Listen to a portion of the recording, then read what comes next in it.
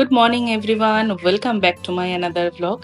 আজকে রবিবার, সকাল থেকে ওয়েদারটা দারুণ সুন্দর, রোদ একদম নেই আর ওয়েদারটা একদম ঠান্ডা ঠান্ডা। বাজার হয়ে গেছে সকাল সকাল, চলে এসছে অনেক টাটকা টাটকা সবজি। এই পটল, বেগুন, চিচিঙ্গা, সারা সপ্তাহে কি কম সবজি লাগে? এবার আমি সকালবেলায় শুরু করে দিয়েছি আগে ব্রেকফাস্টটা। আজকে করব খুব সিম্পল কাবলি ছোলা দিয়ে একটা তরকারি। তাই একটুখানি জিরে আর তেজপাতা পেঁয়াজটা ভালো করে ভেজে, বিশেষ কিছু মশলা দেব না, অল্প খুব কম মশলায় তৈরি করে নেব।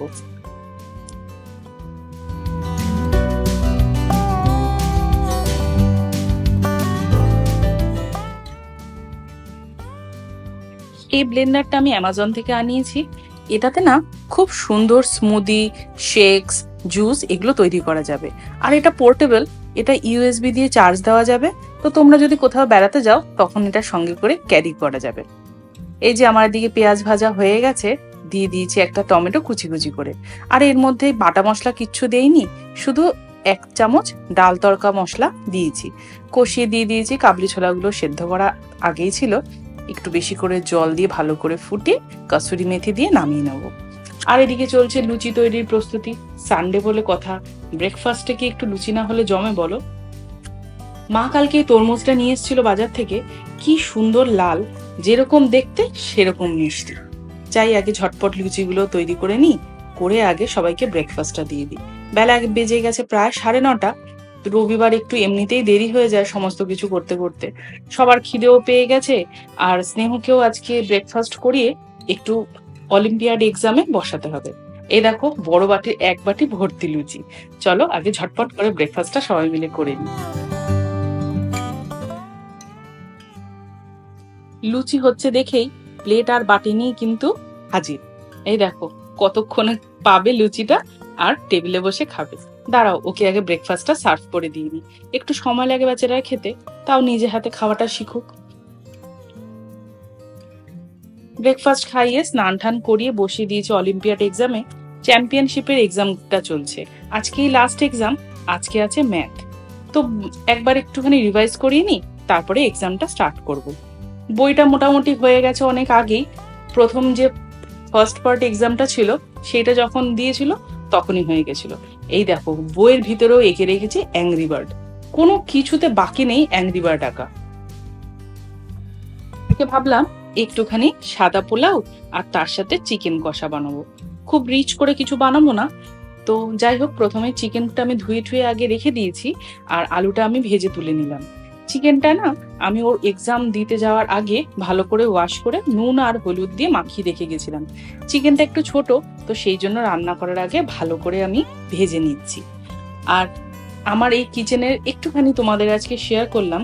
দেখো আজকে বাইরের ওয়েদারটা এমন অন্ধকার যে কিচেনের চারদিকে আমার আলো জ্বালিয়ে রাখতে হচ্ছে, না হলে পুরো জায়গাটায় যেন অন্ধকার অন্ধকার লাগবে।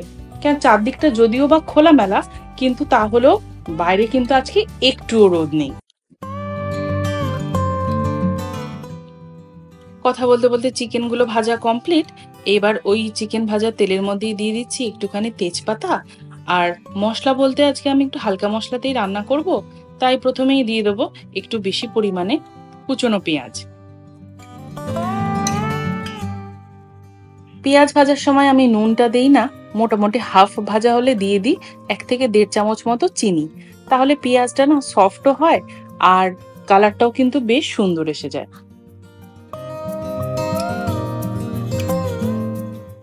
পেঁয়াজ ভাজা কমপ্লিট। এবার আমি আদা, রসুন, লঙ্কা আর ধনে বাটা দিয়ে দিচ্ছি। তোমরা তো জানোই চিকেন রান্নার ক্ষেত্রে আমি জিরে বাটাটা দিই না। আজকে ইচ্ছা ছিল এত গরমের জন্য জল ঢালা ভাত খাবো, কিন্তু যাই হোক সকাল থেকে ওয়েদারটা এতটাই প্লেজেন্ট, তা আমি বললাম ঠিক আছে চিকেন নিয়ে আসো, চিকেন আর সাথে একটা কিছু ভালো রান্না করি। রবিবার দিন সবাই বাড়িতে বসে একটুখানি ভালো মন্দ খেলে ভালোই লাগে, কিন্তু এই কদিন যে পরিমাণ গরম পড়েছিল চিকেন বা মাছ খাওয়ার কোনো ইচ্ছাটাই আমাদের আগে ছিল না।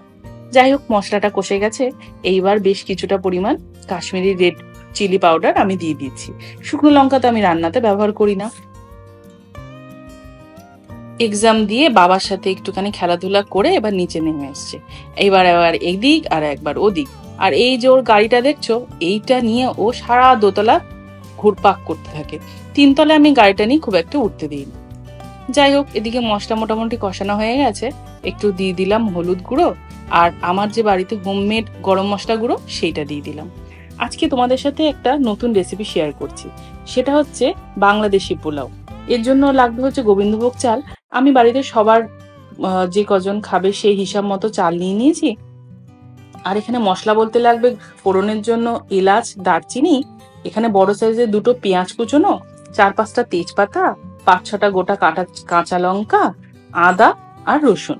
পরিমাণটা তোমরা দেখে নাও, মোটামুটি 5 জনের খাওয়ার মতো। এদিকে মশলাটা কষে গেছে, তাড়াতাড়ি ভাজা মাংস আর ভাজা আলুটা দিয়ে একটুখানি ভালো করে কষিয়ে দিয়ে নিই। মোটামুটি সবগুলোই ভাজা হয়ে রয়েছে, তাই খুব বেশিক্ষণ কষাবো না। এই 5 মিনিট কষিয়ে আমি গরম জল এর মধ্যে দিয়ে দিচ্ছি। সেদ্ধ মোটামুটি ধরো 60% হয়েই গেছে, তো গরম জল দিয়ে খুব বেশিক্ষণ ফোটাতেও লাগবে না। এই মোটামুটি 10 থেকে 15 মিনিট যদি একটুখানি হাই ফ্লেমে ফোটানো যায়, তাহলেই কিন্তু মাংস আর আলুটা একদম ভালো মতো সেদ্ধ হয়ে যাবে।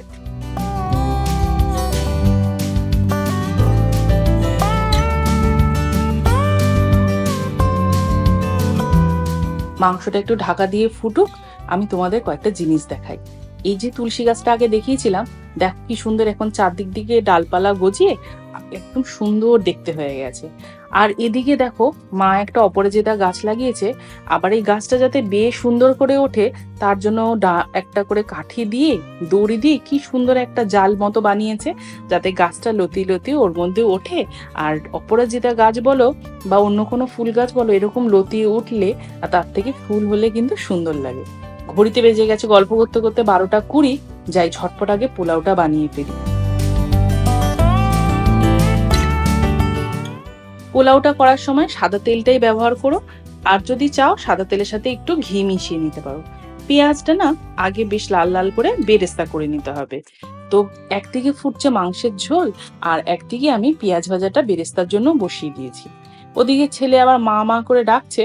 ও আবার এখন আবার সবকিছু নিজে হাতে করার একটা হ্যাবিট হচ্ছে।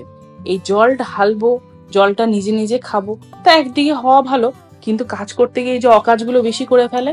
এই যে জল দিয়ে ভাসালো, এখন এটাকে আবার পরিষ্কার করো। এত ভর্তি হয়ে গেছে চুমুক দিয়ে খেতে পারছে না, এখন আবার জিভ দিয়ে টেনে খাবে, তারপরে আবার স্ট্র দিয়ে।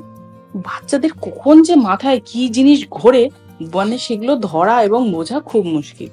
যাই হোক, কয়েকদিন পর থেকে তো আবার স্কুল শুরু হবে, যে কদিন এখন বাড়িতে কাটাচ্ছে একটু এনজয় করে নিক।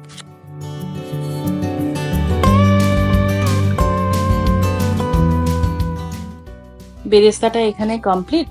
আমি প্রথমে আগে একটা থালায় তুলে নিচ্ছি। বেরেস্তা একটুখানি ছড়িয়ে রাখলে বেশ ক্রিস্পি থাকে। আর ওই যে তেলটা ছিল তার মধ্যেই আমি দিয়ে দিচ্ছি বেশ কিছুটা তেজপাতা, গোটা গরম মশলা আর এই কাঁচা লঙ্কা। এগুলো একটু ভাজা ভাজা হলে দিয়ে দেবো আদা আর রসুনের পেস্টটা। এই দিয়ে একটু বেশ ভালো করে লাল লাল করে যেই কষে যাবে, আর তার মধ্যে দিয়ে দেবো গোবিন্দভোগ চাল, যেটা আমি জলে ধুয়ে রেখেছি। এটা কিন্তু তোমরা আগে থেকে জলে ভিজিয়ে রাখবে না, তাহলে কিন্তু মুশকিল হয়ে যাবে। এদিকে এসে গেছে আবার একটা পার্সেল। ব্যাস, পার্সেল খোলার জন্য সবার আগে উনি দৌড়াবেন। ওর স্কুলের জুতোটা আনাতে হয়েছে। গত বছর যে জুতোটা কিনে দিয়েছিলাম সেইটা আবার ফেটে গেছে, তো এই জন্য এই বছর একটা নতুন জুতো কিনে দেওয়া হলো। জুতো এর আগেও একটা এসেছিল, কিন্তু সেটা সাইজে অনেকটা বড় হয়েছিল, তাই এটা আবার এক্সচেঞ্জ করে ছোট সাইজ আনানো হলো।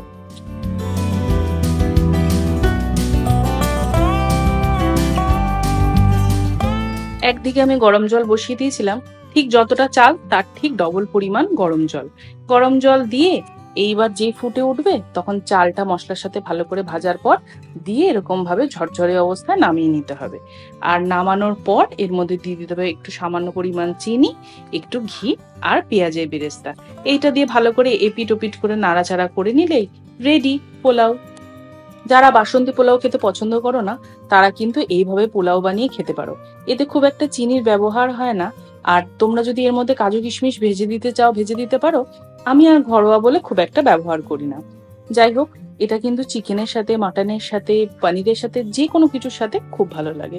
যাই, বেলা বেজে গেছে প্রায় 2টো, সবাইকে তাড়াতাড়ি খেতে দিয়ে দিই। খিদে পেয়ে গেছে কিন্তু জবরদস্ত। আর ভালো রান্না হলে কিন্তু খিদেটা দেখবে গন্ধে আরো আগে পেয়ে যায়। আমি সবার জন্য মোটামুটি প্লেটটা সাজিয়ে নিয়েছি, চিকেন, পোলাও আর স্যালাড। এই দিয়ে আজকে জমিয়ে ভুরি ভোজটা হোক। আর আজকের ব্লগটা আমি এই অবধি রাখছি। তোমাদের কিরম লাগলো অবশ্যই জানিও, আর তোমাদের সানডেটা কিরম কাটলো অবশ্যই কমেন্ট সেকশনে লিখে জানিও। আর আমার চ্যানেলকে অবশ্যই সাবস্ক্রাইব করো, কমেন্টস দিও। সবাই ভালো থেকো। ও দাঁড়াও, একটা জিনিস তো দেখানোই হয়নি। খাওয়া দাওয়ার পর ছিল আইসক্রিম, সেটা তাড়াতাড়ি ফ্রিজ থেকে বের করে আগে খেয়ে নিই, না হলে আবার গলে যাবে। যাই হোক, দেখা হচ্ছে নেক্সট ব্লগে। ততক্ষণ তোমরা সবাই খুব ভালো থেকো, সুস্থ থেকো।